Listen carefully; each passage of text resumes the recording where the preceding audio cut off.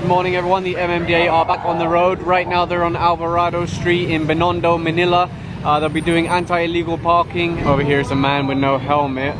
They're asking now for his driver's license, although he seems a little bit hesitant to hand it over. The driver was worried that his license would be confiscated, but the MMDA don't confiscate license unless it's for very serious violations. And you'll see the police are also here to provide support to the team, security, and to keep public order. And over here they're issuing another ticket, 2 adults, 2 children. Only the driver has a helmet. They're just issuing tickets now for illegal parking. And same over here, they're issuing tickets to these vehicles. And of course it's not just cars, also motorcycles and tricycles that are being issued tickets. You know that the rates recently went up, so illegal parking unattended is 2,000 plus obstruction 1,000. So it's quite an expensive ticket now compared to before. And you'll see the sidewalk clearing team are taking these blockades that people put in the road to reserve parking. The thing is, it's no parking allowed anyway, so they're just obstructions. Some of the shopkeepers came out and tried to take them, but the enforcers told them no, sorry, they're considered as confiscated, because if you allow them to keep it, of course it's just going to go back in the road after an hour.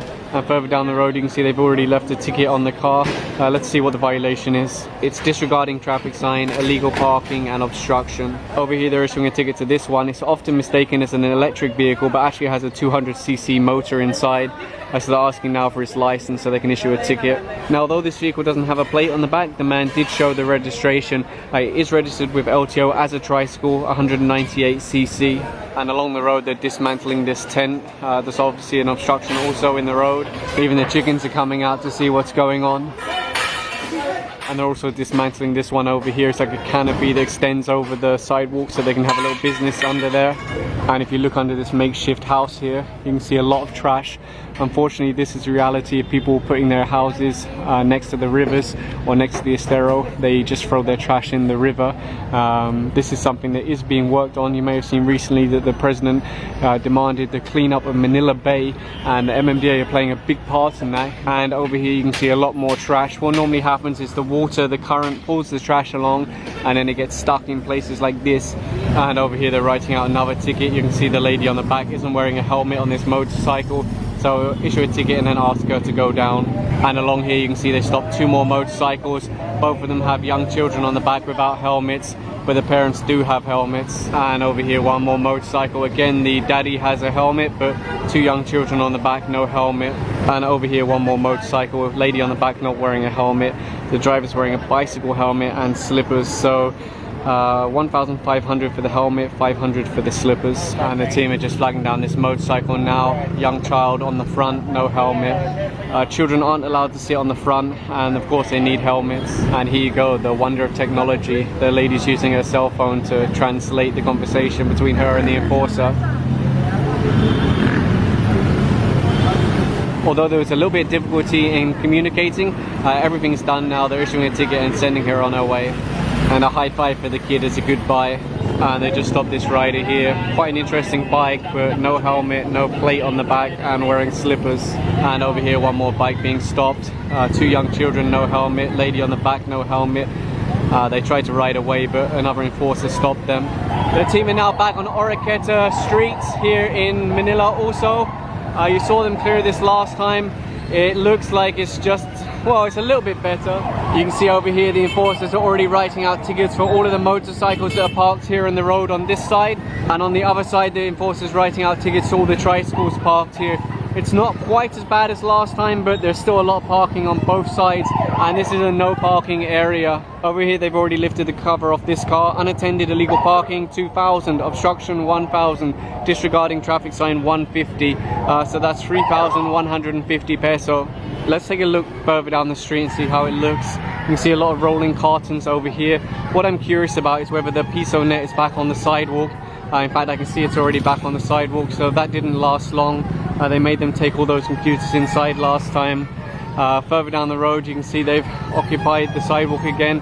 And those shops that they deconstructed last time, you might remember, I can see they've been built again. Those chicken are back on the sidewalk also. They were moved last time. Unfortunately, this is reality in some areas. After the MMDA leave, the barangay do not maintain it, the city do not maintain it. and everything goes back to a mess again. And over here you can see they're taking down their umbrellas and removing their obstructions also. They want to try and move it before the team get to them. That's good because it means they're active in clearing it, but it's bad because it means once the team leave, they're probably just going to reinstall it. Over here, more stuff going on the back of the truck from the sidewalk. There's chairs, tables, umbrellas, things like that. As for the sanitary conditions, you can probably see there are massive cockroaches running all around here. There's so many of them. Wow, that's a lot of red horse. They're also removing everything from the wall, the signs, things like that. Pretty much everything from the sidewalk to try and prevent these businesses from coming back again. The team are now sweeping up all the trash, and they've got a pile of stuff here that needs to be taken away.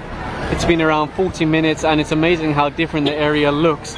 You can now see all the lanes of the road. Some of the sidewalk is reappearing. It just looks completely different. Some people are now asking to get back some confiscated items to take it off the truck. Of course, if the sidewalk clearing team do that, they're just making more work for themselves, and they're making the operation much less effective because every time you give something back, it just ends up on the sidewalk again. It is unfortunate for those that have stuff confiscated, but it's really the only penalty and the only way that the team can really enforce the law. And while the sidewalk clearing team were doing their thing, the ticketing continued down the road. They issued a ticket to this vehicle for illegal parking and obstruction. You may remember this one from my last video. It's a vulcanizing shop, but it's on wheels. So when the team came, they pushed it away, and then the same thing today, they took it from that road and they pushed it onto this road. The last time the team were here, they issued a ticket to this business owner. Basically they built this sari store in the road. They issued a ticket and said please demolish it, which they agreed to do, but it's still here. So I think the sidewalk clearing team might be bringing this down today. It really is one lane of the road, and you can see the deconstruction has already began.